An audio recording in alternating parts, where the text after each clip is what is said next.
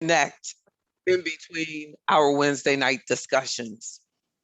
Thank you for sharing your Wednesday night with me. This is Afro Economics Live, and I'm JB Bryan of JB Bryan Financial Group, a registered investment advisory firm and the home of Afro Economics, a strategic financial management program designed for the advancement of Black wealth in America and abroad. At which time, everybody with their mics open say, yeah, I'm just joking. That's what you do. Yeah,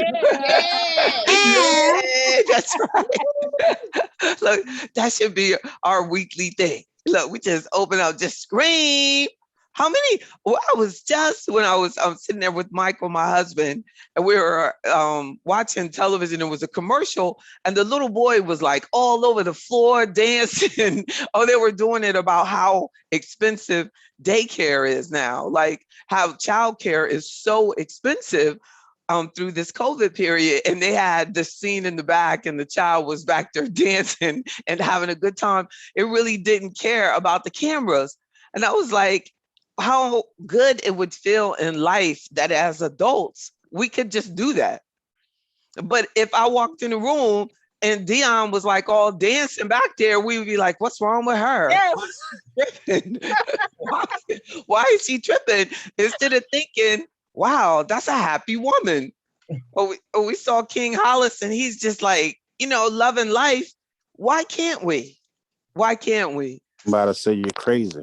Somebody would say you're crazy, and that's ridiculous. That is ridiculous. The only reason that literally that we get old is because we stop moving. I've seen a phrase and it says like your age is equal to the flexibility of your spine. I mean, and that makes sense. It's saying that if you stop, if you can't move anymore, then you're old. But there's a lot of people with young numbers who are not moving anymore, because they can't even touch their toes. They can't get up and down. I was like, it's literally a good exercise if we just like throughout the day or in the morning just got down on the floor and got back up, got down on the floor and got back up like 10 times, and you realize, hey, it's not that easy for me to get down on the floor and get back up anymore. That's a goal, right? Mm-hmm. Mm-hmm. How powerful would that be if we all like just made a commitment to that? Because the 10th principle of Afro economics is Black health, Black wealth. The healthier that you stay, the more of your money can stay in your pocket. Right? Right, Mr. Randall? Right. Exactly. Look, you know what I'm saying, Mr. Joe? Huh? I mean, that you can just, if you are, and the Joes are grown folk and they still getting around, still doing what they gotta do, still getting down on the floor and getting back up, right? Right, Mr. Joe? Okay. Look, somebody else say it for him. He's probably like, how I turn this mic on? Exactly. I don't know why. I know she said my name, but she did. Say right for them, Miss Charles. I know. Y'all like, I turn your mic on, y'all turn it off. I know you're like, I got other things. JB knows I got things that I'm doing. We all walking around the house with the telephone. But so behavioral finance or financial psychology is about what is your mindset about life? What is your mindset about money? What is your mindset about your legacy? What is your mindset about your future? There has been extensive research on the financial psychology, or the psychology of finance, or behavioral finance. All of that is the same. All of it is about the study of your mind and your behavior and how it relates to spending, saving, and investing. So a lot of times when they refer to, oh, there's a wealth gap and things like that, a lot of it is about the difference in how different cultures, specifically my Black culture, has been programmed to approach investing, for example. If you were not, for generations, not allowed to invest or participate in the stock market, how can our confidence be as strong as a third generation stock market investor? It takes a lot. I remember when I first became a stockbroker and my white friend working next to me, he was talking about how when he was growing up, he was they had a stock market game and they would play stock market while I was playing mud pies. We're not thinking, we're not thinking about it. We're not being, you know what I mean? So with this generation, what frightens me is that they're talking more about things that don't have any way to follow and that aren't being regulated. I bet it's more likely to find a Black child that knows the word Bitcoin than knows what Wall Street or knows the word entrepreneurship. But they've heard that word. See, now we have to be careful about the get rich quick swoon and movement that's trying to suck up the financial psychology of our young folk. Because there's one thing that we do know, and we know this for sure, that a fool and his money shall soon part. That's from the beginning of time. That we have to make sure that we start making smart financial decisions, discipline. That's why you have people who they closed out, said they couldn't even open up see, the reason I was talking about mud pies is because you weren't letting my grandparents walk into this firm and open up accounts. That's right. Exactly. In my career, I have walked in Black people's home who have told me I have my stock certificates in my house because that firm you work at, they wouldn't let my husband open up an account there. I said, ma'am, please forgive them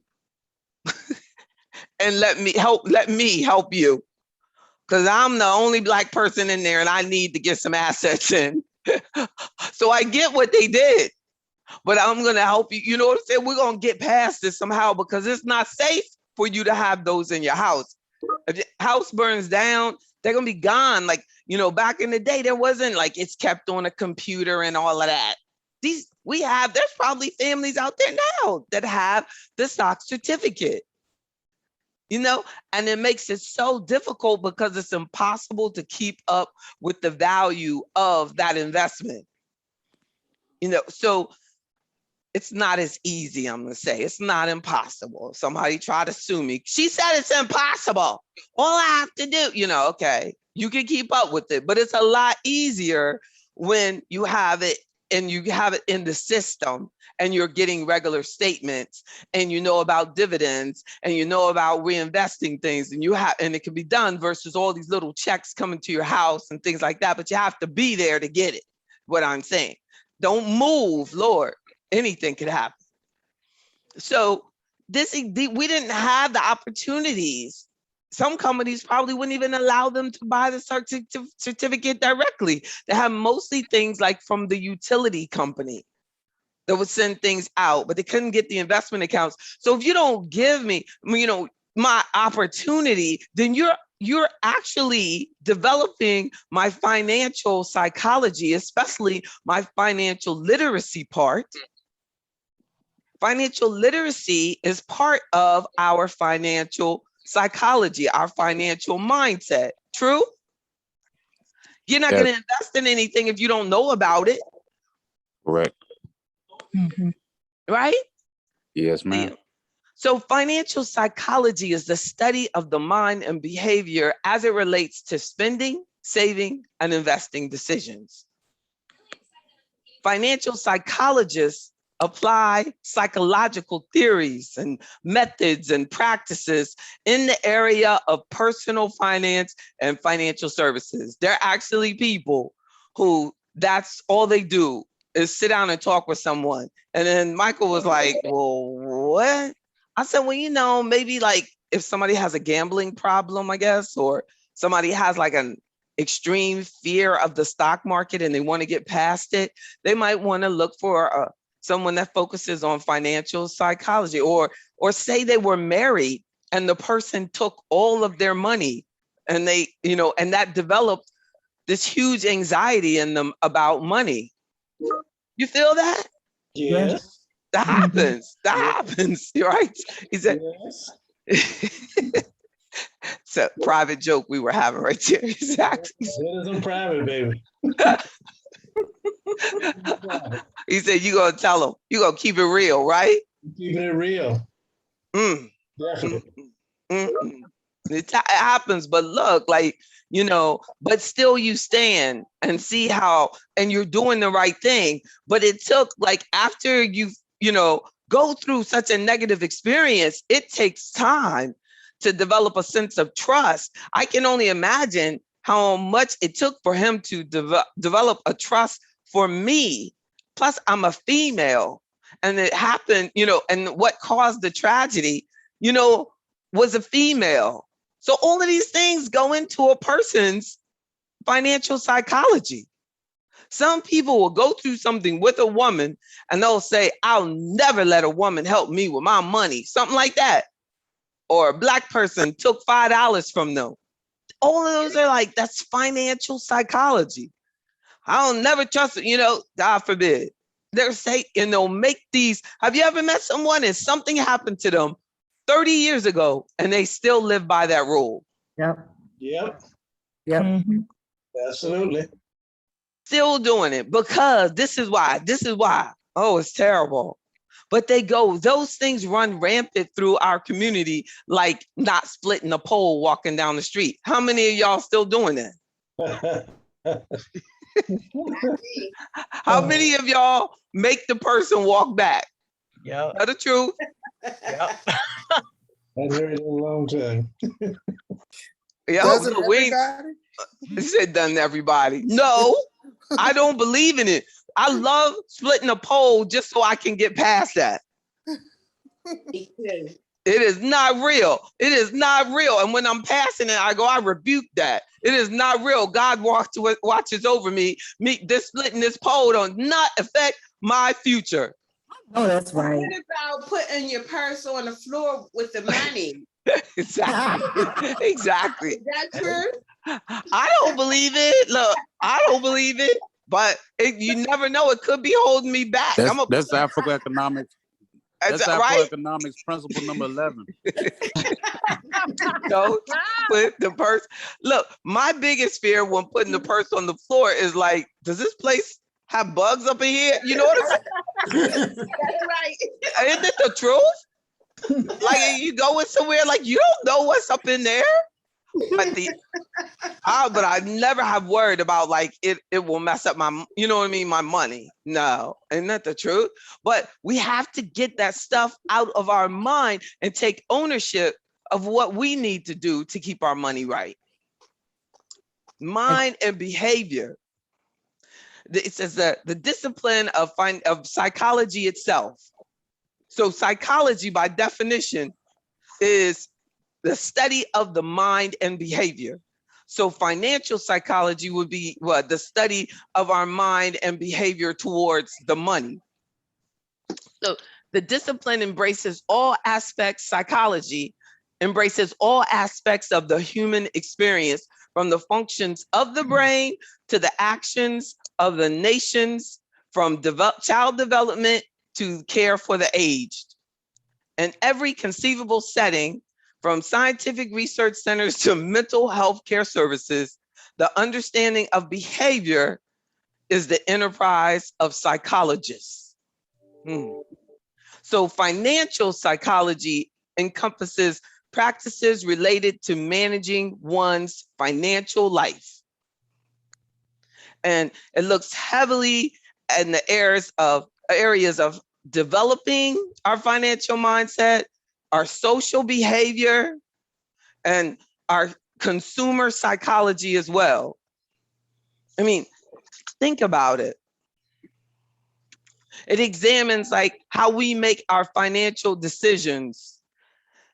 And I found a study called the role of psychological factors in individual investment decisions. And I said that would be the core of what we would discuss. Because they say that we should look at defense mechanisms, Dang. personality traits. That was my husband.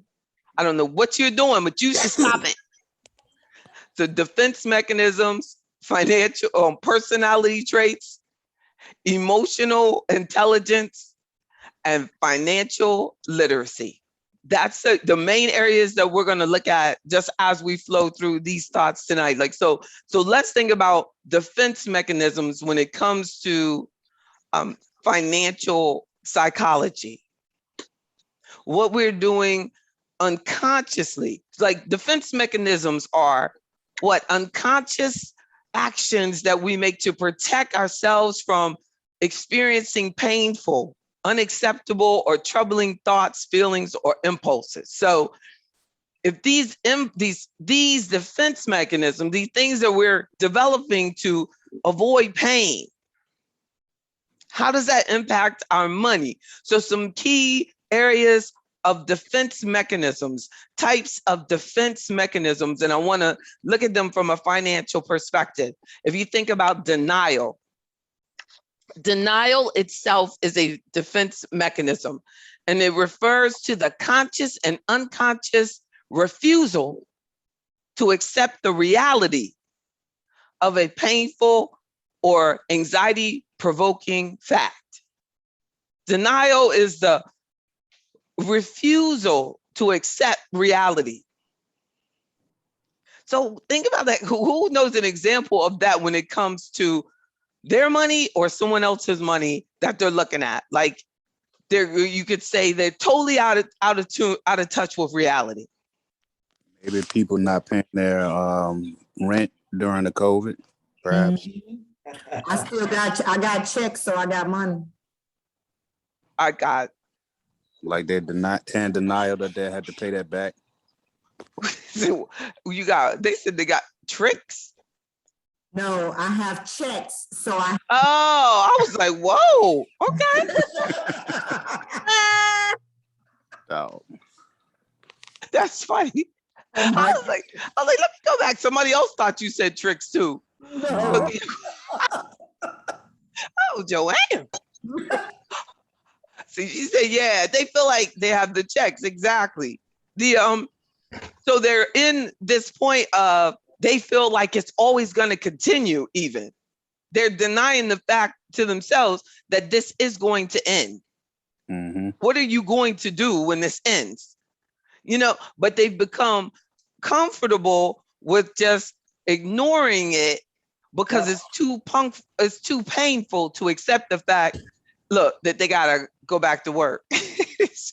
Look, that you're gonna have to come up with that money, or you're gonna have to, make that. You're going to have to do something.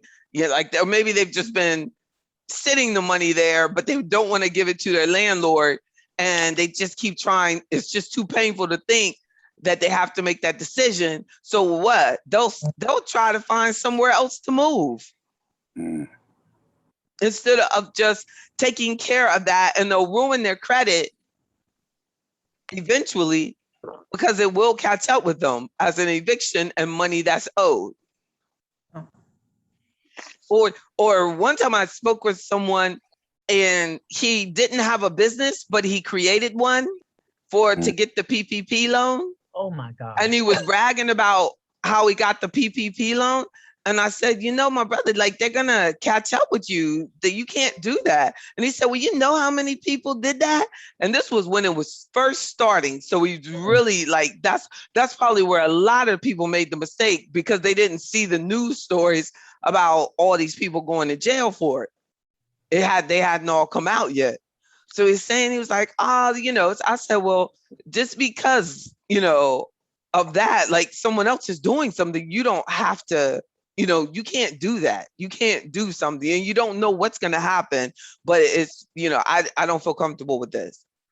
But it was in denial that you really felt like I can do this because everybody else does. He died, and I don't even know why he would say that, because I told him I didn't. I haven't. Like everybody else doesn't. What? And there's also a form of denial called displacement.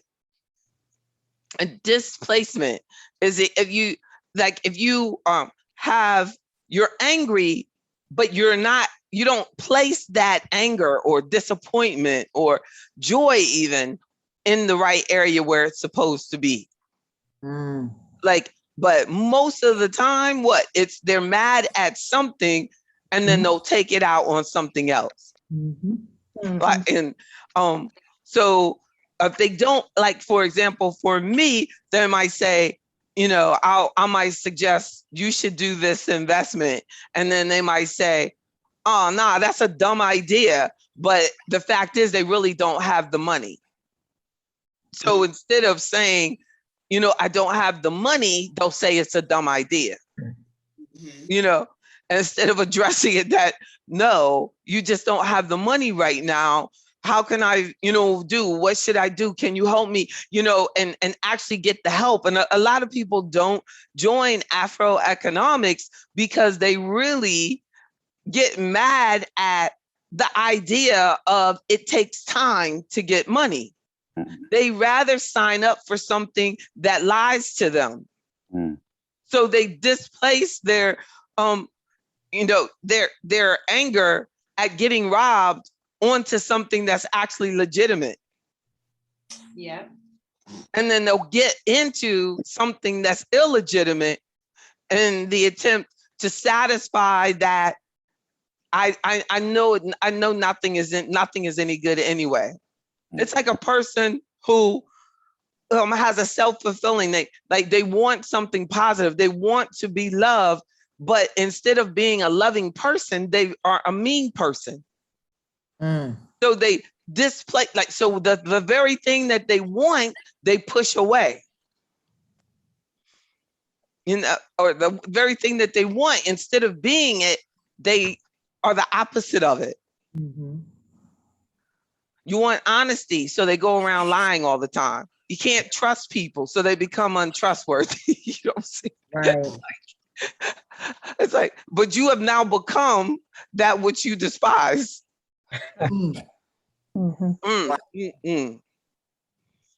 Displacement and right, it's deep when you think about it. And then intellectualization is when you become overthinking and overemphasizing a particular part of a situation, and then so you'll decide, I'm not going, and I think that unfortunately, when the research shows that women are more likely to be very conservative investors, it's because they're over intellectualizing how they approach investing. And when I say, okay, this is what we should do based on your risk tolerance, your goals, this and this and that, it's a woman is more likely to over intellectualize the situation and look for all the reasons why it won't work for her. Well, I can't do that because no matter what, if I go, oh, we do this and this will save you money and this will this and this, and they'll say, well, I think it's just best that I, stay in this one because over the last 20 years, I have doubled my money. And I'm thinking 20 years, you know what I'm saying? But she's excited because, you know what I'm saying, that she feels like, if you look at it intellectually, where the guy with half the money looks at it and says, and I say, well, based on the last, I've been able to and and he said, yeah, all right, let's do it. And will he ever over intellectualize and second guess himself? Very rarely. Very rarely will a man call me back and go, what did I do? You know what I'm saying? A woman, we're more likely to call me back and go, I'm very afraid of what I just did. Like, you know what I'm saying? What did I do again? Blah, blah, blah, you know. And then and then it makes it so bad. She's more likely to be the one to try to push me through the process because she's more accustomed to someone taking advantage of her. So when she runs into someone like myself, who is very methodical, very relationship oriented, very psychological, I gotta get how your mind works so that I can do the right thing for you.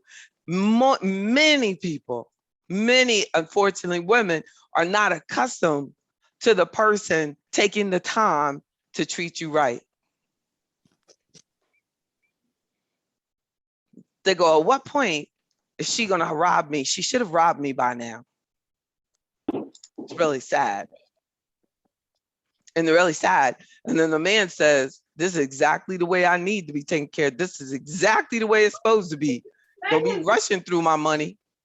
Take care of my money. Take your time. Do it right. Yes. Do it right the first time. And no rushing. What? And then when you do that, you know, you don't have to worry about second guessing yourself, you know, and know that you, but I feel like that we never think about over intellectualization or intellectualization as a form of denial. How would we ever think of that? No, but that's I looked up forms of denial. I didn't look up financial. So I just wanted to when the study said this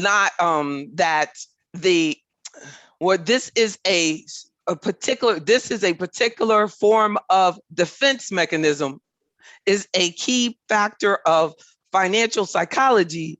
I didn't want to know what they thought was a defense mechanism. I wanted to develop what psychologists think are defense mechanisms, and do I see them in behavior that I am involved with? Not just, oh, this is so it's like you're not going to be able to find this anywhere else. You know, these are our Afroeconomics, the defense mechanisms from psychology, but applied to our culture, our people, our things. Yes. Oh, I thought someone was saying something. So let's look at personality traits. Now, those are defense mechanisms and common forms of defense mechanisms and how they come into play with our money and our financial decisions, which we could go on forever with that, right?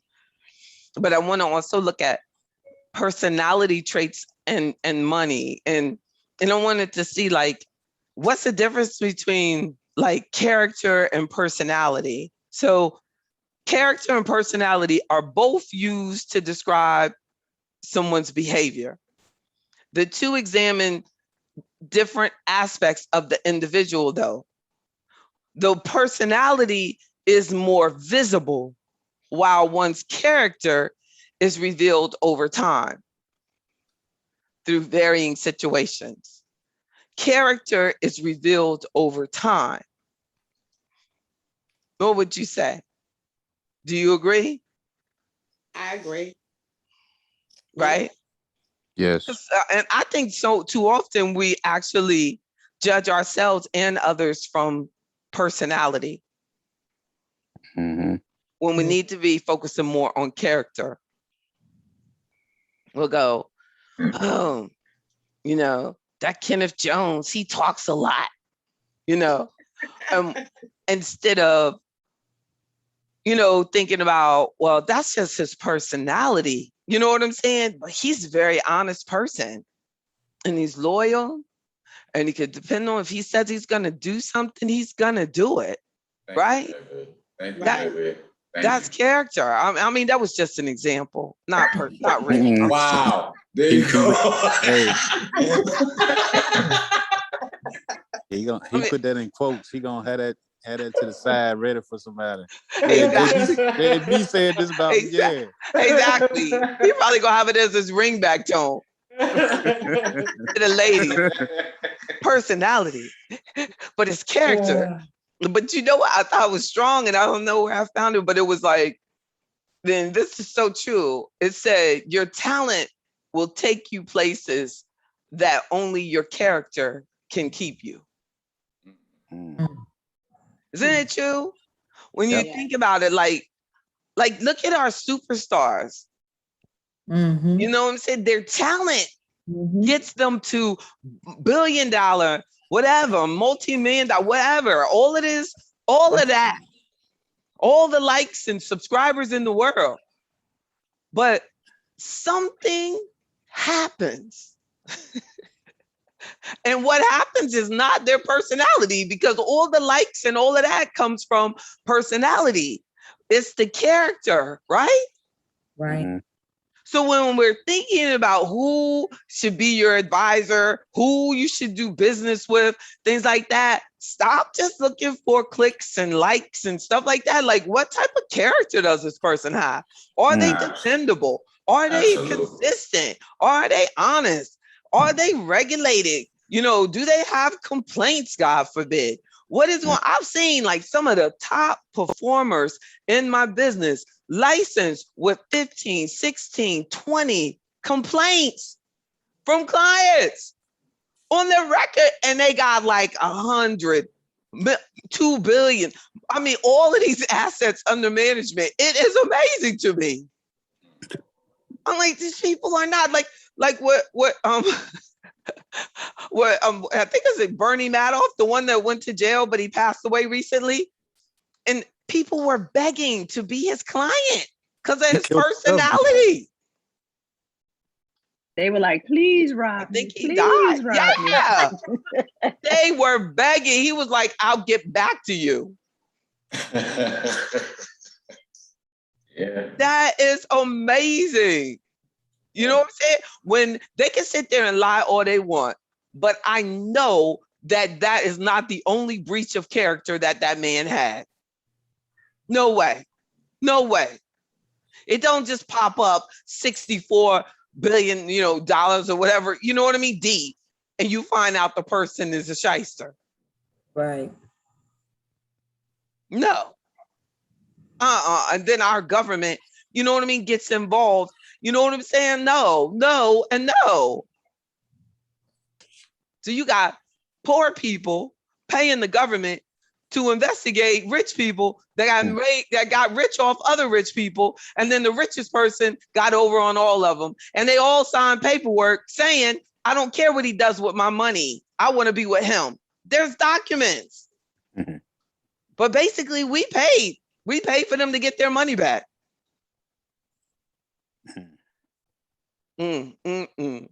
So personality traits and money, while character and personality are both used to describe someone's behavior, they describe different aspects of an individual. So like when we look at our personality, what does it decide about your financial decisions? Very little. Most of our financial decisions are based on our character.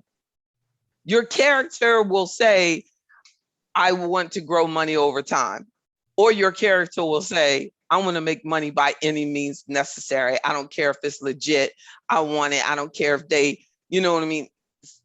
God forbid, kill babies or something. You know what I mean? They're not thinking about what the companies do. It's like, just do it. And then, so that, you have to think about that's in this financial psychology.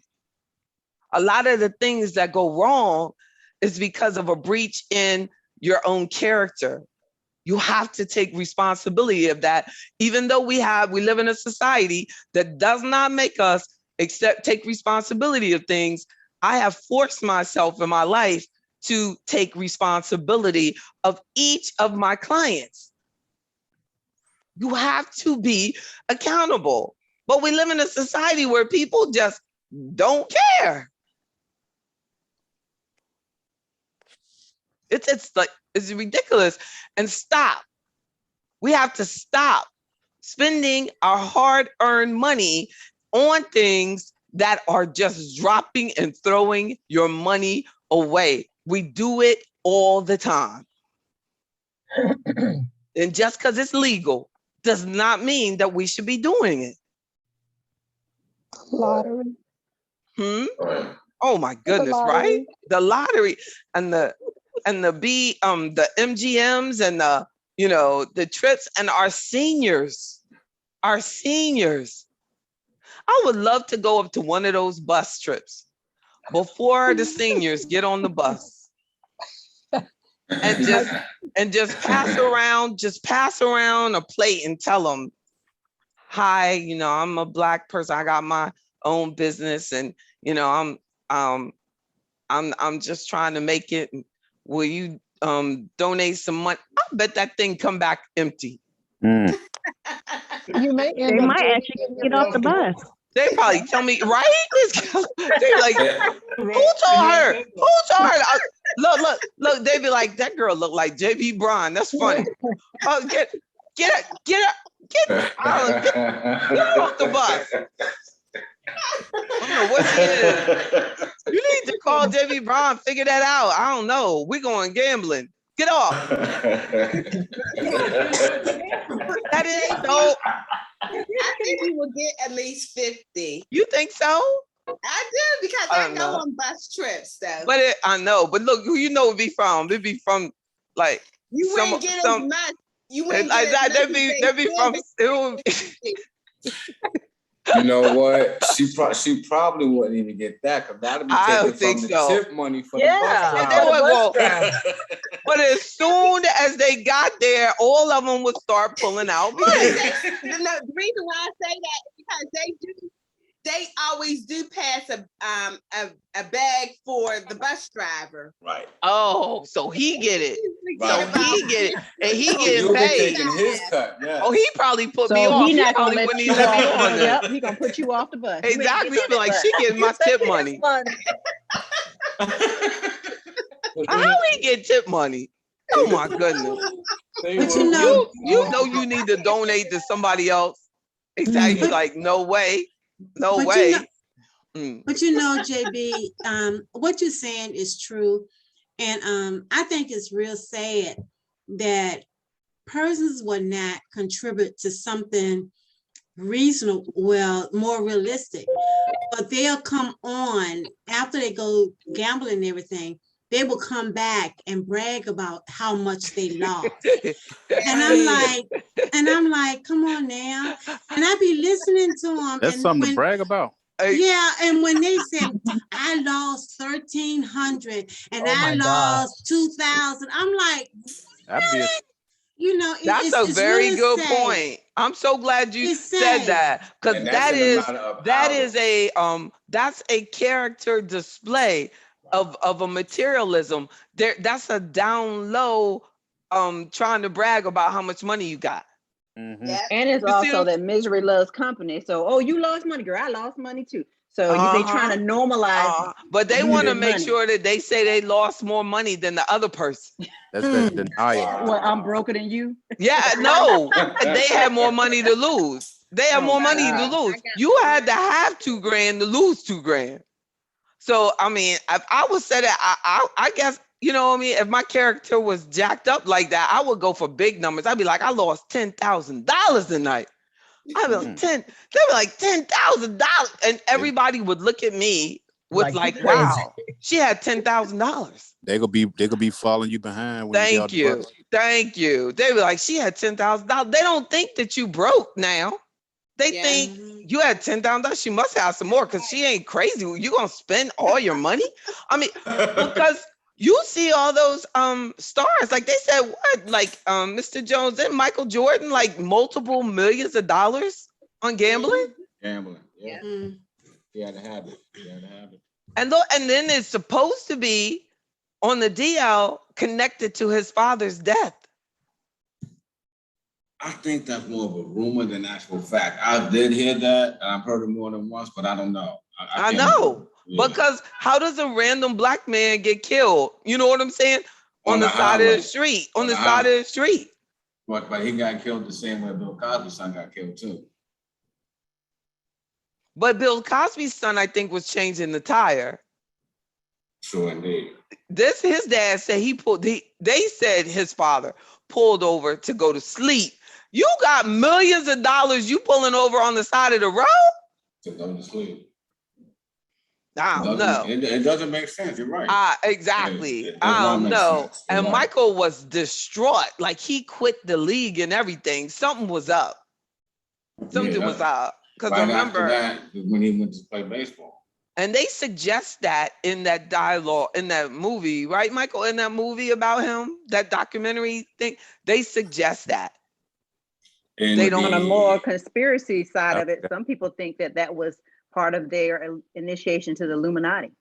Oh, wow. And that's how they were able to get to such elite status as Black people. They say that about everybody Black that's like multimillionaires like Beyonce and Jay-Z and all of them. They think that they're part of this elite group Illuminati and that somebody had to die in order for them to rise to that level. So it's all kinds of conspiracy things out there. But that one is about, you know what I mean, that money. I mean, I really feel like there's like, you just, if you owe the wrong person, you know what I mean, and your character takes you to that level. Because in their circle, they travel in different crowds, so they know people that we would never ever see. Never can imagine Yeah. somebody killing somebody over money, but it happens every day. Dang. Be careful. What about so we looked at the denial comes under the, and I want to make sure that I keep you thinking, our defense mechanisms in our financial psychology. And now we're just talking about personality and character and how it impacts our money, you know.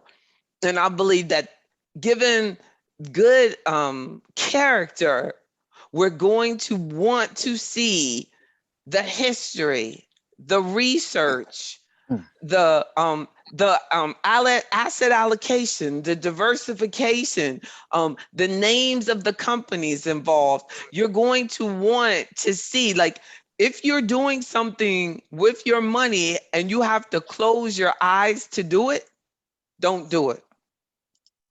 You want your eyes wide open. You want your character turned on for your financial decisions.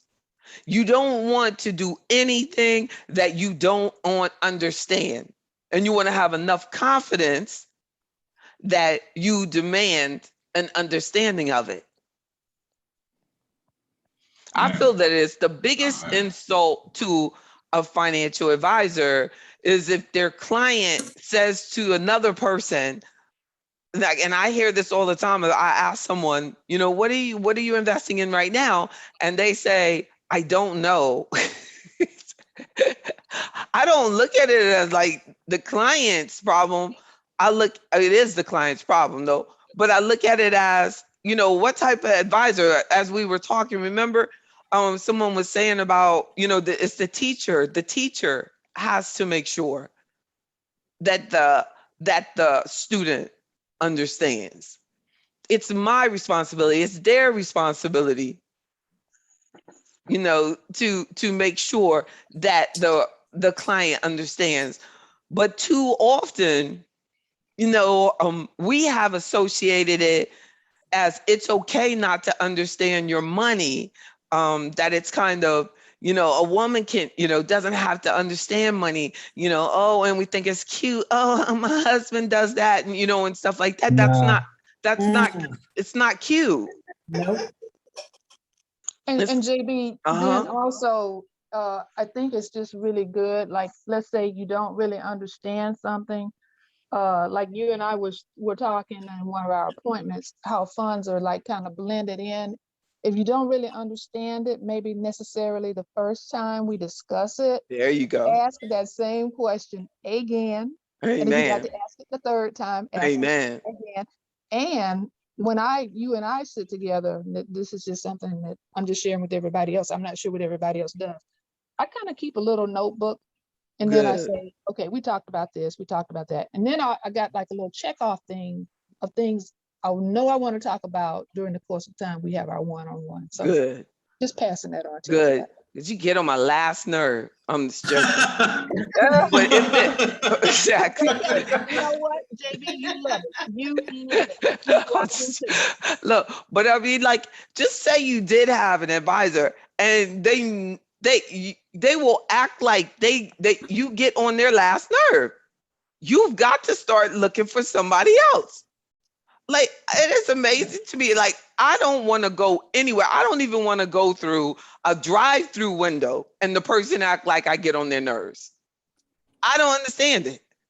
So why we allow people to treat us like we get on our nerves? Like, I've had clients with hundreds of thousands of dollars, and they call the firm, and the advisor go, oh, well, or they had to talk to their assistant.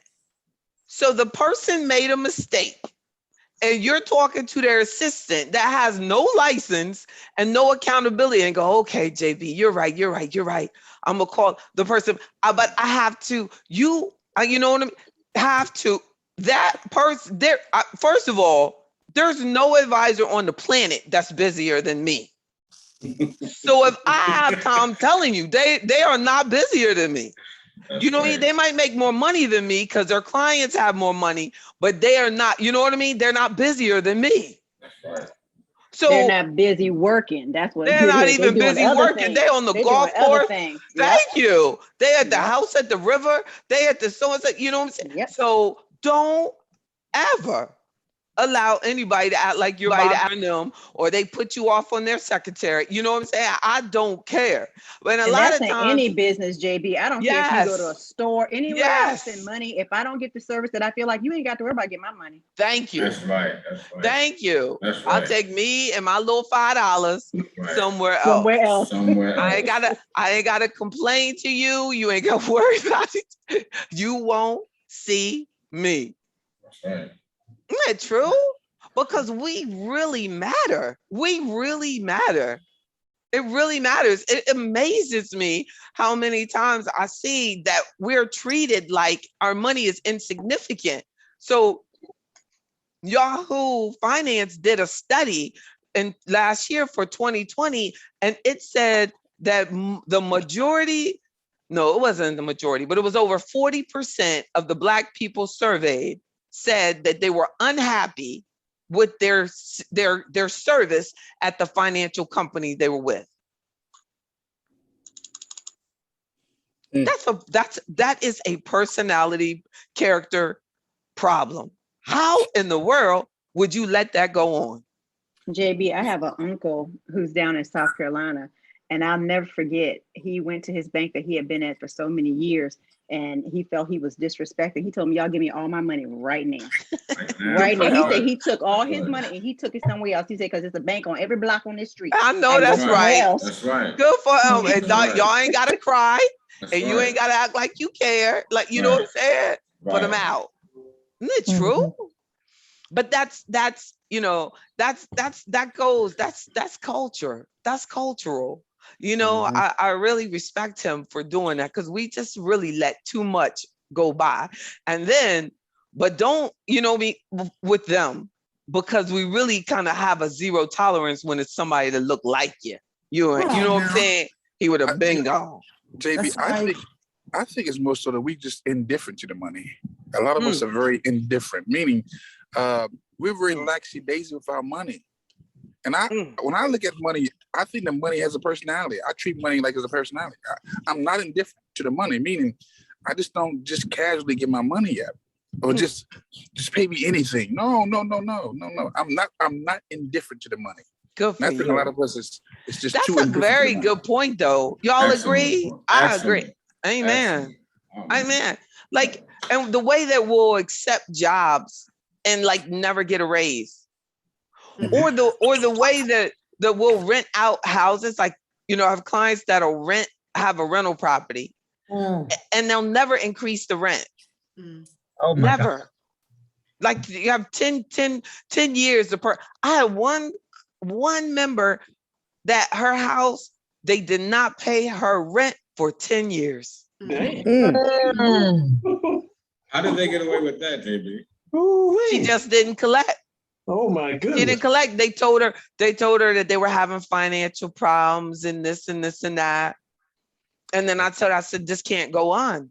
We have to stop this. She said, well, nah, I gotta look out. I said, we gotta Hey, yeah. change this. It's called a pay or quit. We gotta change You this. got to go. I said, I know that you can pay it. I know it's not causing you a problem. I know you so and so. I said, but a part of us, just like Mr. Johnson just saying, we're indifferent, and sometimes you just don't think subconsciously in your financial psychology that you deserve to be as successful as you are. That's right. Well, since I got it, and you don't know what they got, they just ain't paying you. You assuming that they don't have it because they're not paying you. I bet you they had cell phones. They got cell phones, they got cars, they got, you sit outside their house, they got DoorDash, they got Amazon, they live in large, probably got, oh my goodness. Yeah, because they're not paying you. Thank you, because they're not paying you. That's right. So when I got on her, she went by there, and they had told her that that they had gone through a breakup. So when she pulls up, the guy's outside. So he said, well, Dad, she said, I thought y'all broke up. He said, no, I've been back 7 years.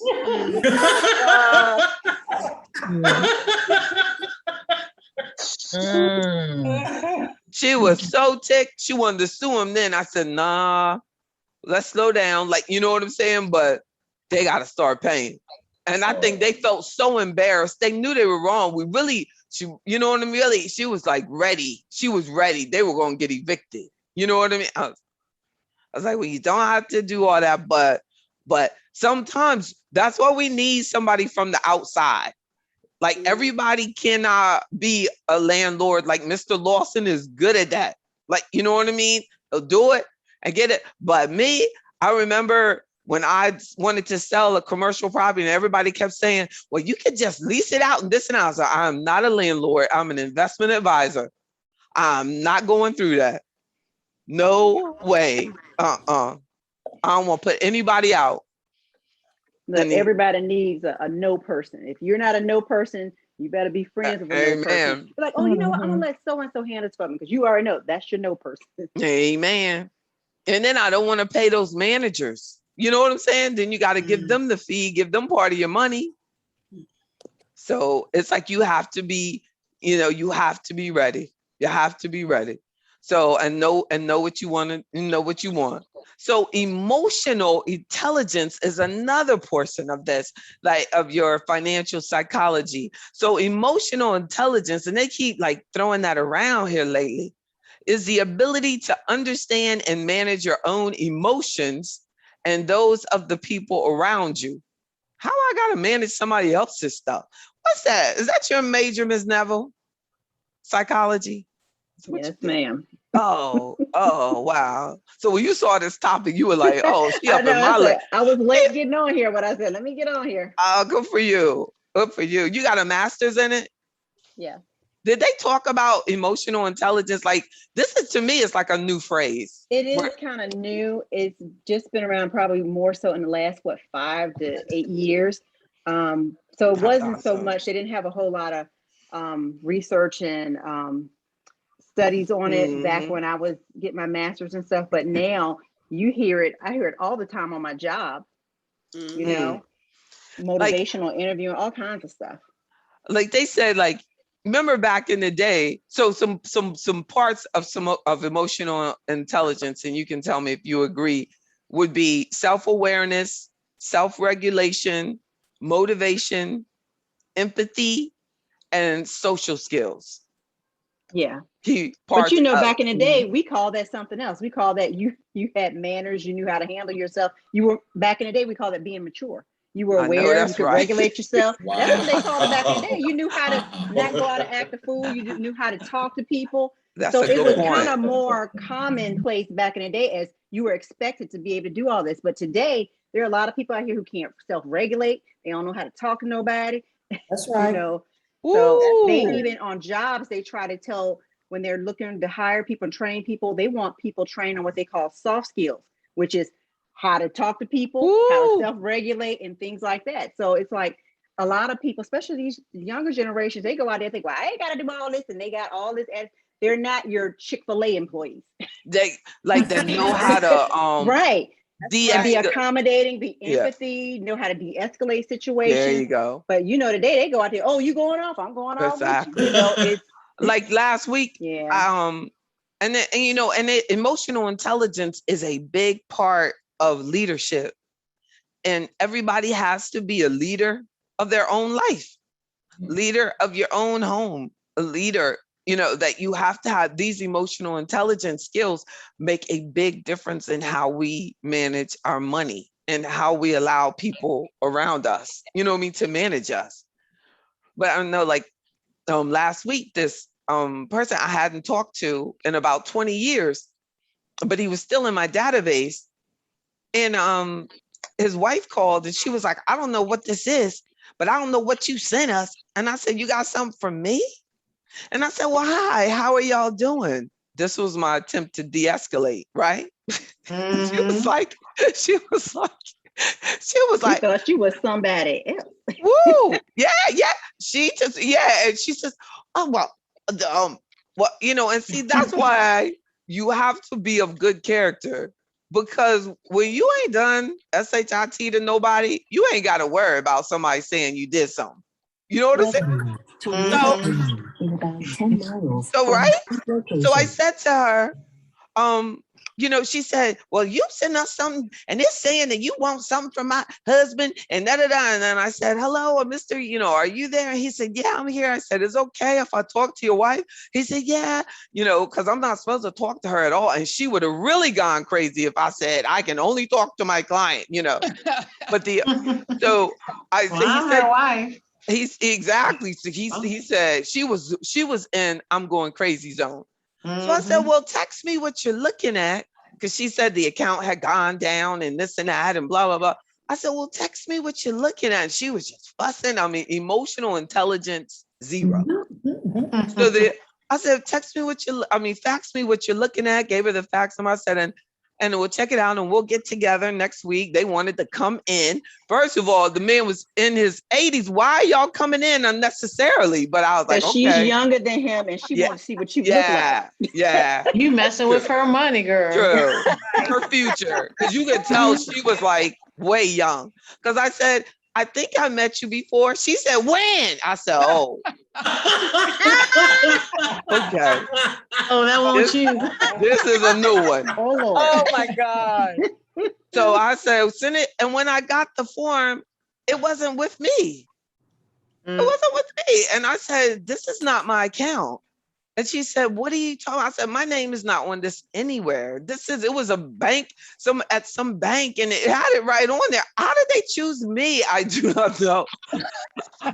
Because they could get through to you on the phone. She got your number out of his phone. I was like, your husband spent everything that he had with me. Like, you know what I mean? This is something else. You know what I mean? And I was like, because I told her with confidence, I said, I know that if your husband's account's with me, his account is up. I mean, I'm not trying to be bragging or nothing. I just said that I just know this. I know, you know what I'm saying? So I know what I put him in. Now, is he still in it? Like, you know what I mean? I don't know. I'm not getting the copy of the statement. So then she was like, and then so he had gotten out or used it or, you know what I mean? Whatever. And I told her, I said, I'm sorry that he got out of what I put him in, but he is not what I put him in, but you need to call them. But she was talking to the wrong, I mean, first of all, why is it always the Black person? And I was like, he probably saw me somewhere or, saw me on TV and said, that's that girl that got my money. You know what I mean? Something like that. But you did good. You used the different components of your emotional intelligence to de-escalate and to bring them around. Amen. Because she, like you said, she had 0 skills. Amen. Amen. And I thank God for being like that. And I think that you can be thankful that if you've ever been, I believe that experiences in my life have given me that blessing. I mean, I have to actually tell you, I've been through hell. So it take a whole lot of something to get me elevated. You know what I'm saying? It's like I stay Grace pretty. will take you through. Amen. I stay pretty much like And right it's here. always in times like man that you have to extend grace to others because so much is going on and people are in so many different places in their lives that you have to extend grace to other people. Amen. But what you should know is that a lot of times our character will rebel people that can help us. I have now learned to only help those who want my help. In the old days, I would have said, come on in anyway, and I'll help you out. I didn't do it this time. I didn't feel the slightest need. I cannot take the beat downs anymore. There's nothing wrong with that either. There's no, you know what I'm saying? And that's self-preservation. You Yes, have it to is. protect yourself because if you get yourself beat down, look at all of us who are dependent on you. Amen. Amen. And I those, you know, one of my clients, she said, you focus on your members. Don't worry about being big. Don't be not, you know, because it was exactly self-awareness, self-regulation. You know what I'm saying? Self-regulation means knowing when to put the stop sign up. I said, what am I gonna do with her? You know, and motivate, you know what I'm saying? Motivate yourself, love yourself enough to say, and know that like but we don't even understand, like people help people that they want to help and nobody really has to help us. And unfortunately, as Black people, we have to learn the craft of teaching people how to treat us, one, and then also making people want to help us so that we can get what we need. You know, Iyanla Vanzant had a nice saying that I was like, ooh, I need to write that down. She said, sometimes you have to meet people where they are, and sometimes you have to leave them there. Amen. You don't meet people where they are, but some folks you gotta be right where they at because there's nothing you can do for them. Amen. And stop thinking you the fixer. Yeah. You know what I mean? Stop thinking you the fixer. You know, we do. And that last component is financial literacy. And that's why we do. When you know more, what do they say? When you know better, you do better. Sometimes, but I definitely know that when you know more, you do at least consider more. You know, like you do when you know, like there was a time when you didn't even know what a mutual fund was. Now I talk to you about ETFs, which are graduating from mutual funds. One time you didn't even know what a stockbroker was. Now you're working with the registered investment advisor. So we're going, but all of that's about literacy. But you rest assured, there's still someone that's doing high load mutual funds, high fee accounts, doing, exactly the opposite of where you're progressing to. But that's because of your increase in financial literacy. And it is not easy bringing something that's different to our community. But this is exactly where we should be. This is where the Obama administration was trying to move all people into that people that do better when they have an investment advisory relationship where the person is actually licensed to look out for your best interest. I'm not connected to a product. I'm connected to you. Very similar to like when you hire a lawyer, you have a lawyer on retainer. That's why we can talk about anything. I'm your investment advisor. And psychologist. And psychologist. and nutrition counselor.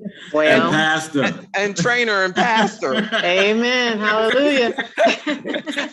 And confidant. Confidant. I'll talk about you. I just won't say your name. Amen. Stop talking about me. All right. I talk about you, but I don't say your name. Amen. And you know what she's look, and y'all are good. Y'all don't even act like I talked about you. I heard what you just said, and I know you were talking about me. I said you one day. You know, the minister does that, and they talk about people, and everybody thinks that he's talking about him. You know what I mean? I heard you talking about me and my husband and how we weren't getting along. And they're like, no, I wasn't even thinking about you. You ain't the only couple having problems. Amen. You know, everybody think like she gotta be talking about me. I know she's talking about me. Everybody thinks they're the only one with that issue. That's right. Everything, and a lot about that behavioral finance is realizing that a lot of everybody, most people, I mean, I haven't found a person yet, rich or poor, that hasn't gone through a financial challenge. It's how we dress it with our emotional intelligence, how we handle it. That's the key. You know, like we can empathize with a person's situation, but we don't have to sympathize and make it our problem. That's right. Right? A lot of times that's what jacks you up financially, because you make other people's financial problem yours when you have stuff you need to take care of yourself. So, you know, let's keep on moving forward. I appreciate you all. We have our members only meeting on Friday at 9 a.m. and then our business meeting at noon. We are doing this thing. Last week, our business meeting was about how attractive people attract more business. And you would be amazed. That was very interesting. Oh, that's so cool. I really enjoyed that. Oh, that's so good. I learned a lot. And the attractiveness quotient helps men more than women. Who would have thought, right? But according That's to funny you say that, because I know I saw RuPaul say, if you want to make more money, wear a suit. Amen. Wear a suit. Yeah, he said of all people. Dress it up. So now, right? look, now we quote. Now we quote. Don't be telling my man to do because of what RuPaul said. He also wears a dress. Look, and I'm going right along. Yeah, girl, that's right. He knows to wear a suit. All the men need to listen to RuPaul. Isn't that sad? And he dresses in suits and looks nice in them too. So as well as his other stuff. Yes, he does. I ain't mad at him. But isn't that funny? Like, who would think RuPaul become the man's fashion consultant? He telling the men, does he wear suits? I guess he does every now and then. He does sometimes. He does. Exactly. But that's America. Only in America can a man tell a woman how to be a woman on the fucking catwalk. Is that the truth? Isn't it the truth? And like Steve Harvey, he had the biggest book on telling women what to do. Right. Think like a man. Who wants that? Look, literally, who wants their woman to think like a man? You know, America. This is America. Isn't it something? Look, not men. Exactly. It's like I know the men were like, the men were probably like, burn the book. Burn the book. They do say that. I ain't gonna say nothing. Be quiet. Yeah. Burn the book. But it's funny. You know, that just proves to you an expert is only an expert because media has told us that they're an expert. Because they basically have forced that person in front of us. Like next thing you know, you're watching TV and they're telling you about their book that they have out, you know, and then you're listening and then they become your expert. That has nothing to do with, expert on relationships, Steve Harvey supposedly had 4 failed marriages. Exactly. So you know he is an expert on failure in marriages. Well, look, he said he can tell you what not to do. Exactly. This is what not to do. And what to do to get remarried, because clearly he's doing something. And look, and what he should do, and which I truly believe, that timing is everything. That's all. Life is about timing, correct? You can't, you know, there's not that much difference probably between his current wife and his first wife. It's just that he was a different man at a different stage of his life. Right. Yeah. So does that go to his character? Does that go to his character? His character developed. Exactly. His character developed and he became a better man for this woman. I can take that. And I'm sure he would agree. You know what I'm saying? That he would. If he has the woman, if he was the man that for that same man for his first wife, they wouldn't have had to break up. Yeah. Well, I mean, he tell you he was a womanizer, but evidently he's not like that now. Yeah. Yeah. Exactly. And he was because he could. Yeah. And he can't. And then the ones that stated people change because men change, and develop over time. And I've often said that. Like if I had met my husband, I couldn't have met him too far ago because then I would have been a pedophile because he's younger than me. No, but I could have. But if I had met him, back, he's not the man that he would be. You know what I'm saying? You just don't appreciate each other. You know what I mean? The same. So, but it's funny. He goes, he don't like to hear me when I go, oh my God, when you were this, I was this. But that is true for me. I can say that for myself as a man. I'm not the man that I am is not the man that I was. Yes. I can definitely say that. Yes. Yes. Nor was I the same woman. Like we women, we grow and change. Like, when you're younger, you don't have the same character. You just don't. Even as women, like we want to believe that we were the same woman at 20 as you are at 40, but you're not. My thinking process is wow. Yeah, you're not. Even Queen, even Queen Howard has matured. Has more emotional intelligence for sure, right? Like Ms. Novell was saying that we say mature. We used to say maturity, but wow, emotional intelligence can make a young person amazing. Sure. If they can get that emotional intelligence, the younger that you can get it, the better. But it's just really hard.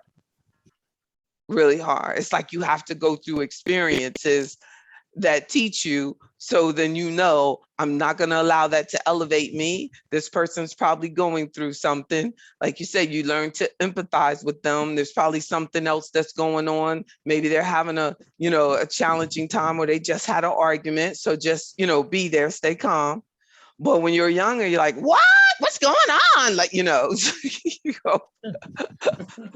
you're more, but so definitely that same goes with your finances as well. But we have to become emotionally, financially mature, the earlier the better too. Because if you can start saving 20% of your pay off the bat, can you imagine?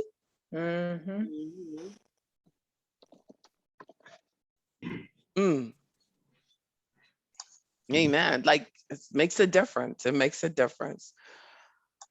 But it's still hard. And think about it's hard to just force values on somebody. And trying to teach other people to want to save their money. I think that saving your money and living below your means is in many ways un-American, because society is based on people financing things. That's right. And buying stuff they really can't afford. It keeps the economy going, so it's pushed at us, and oh, you can afford it. We can afford it. As I was telling the client today, and they want to buy a new car, I said, when you go into the dealership, they're going to say, what kind of payment are you looking at? Don't answer that. You tell them, I want this vehicle and I want it for this price. That's it. That's it.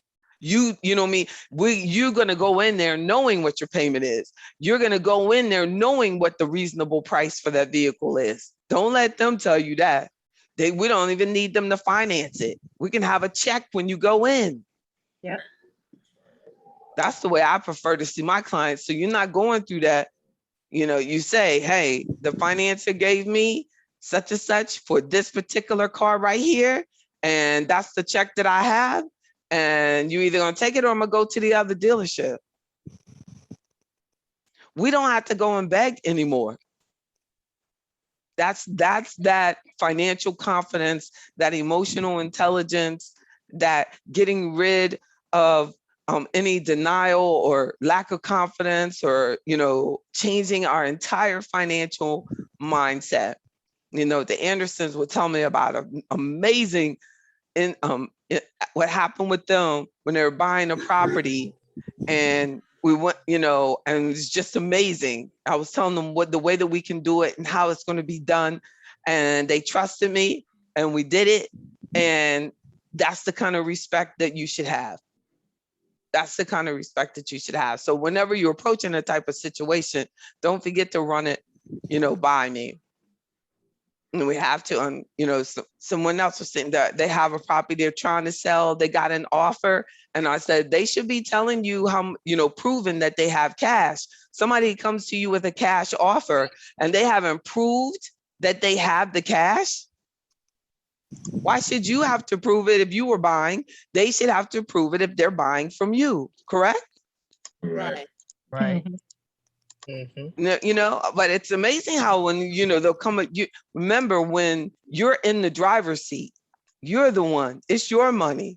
It's just that they're socialized to think that they're doing us a favor. It's the trick. Well, thank you all so much for your time tonight. I appreciate you all. Thank you. JB@jbbryan.com. Email me, jb@jbbryan.com if you need me. Don't forget to join. Go to afroeconomics.com. As soon as you join, go into membership. I will set up our first meeting ASAP. And then, great meeting, JB. Great meeting. Thank you so much. You're the greatest. You're the greatest indeed. Next to the other greatest, the other person.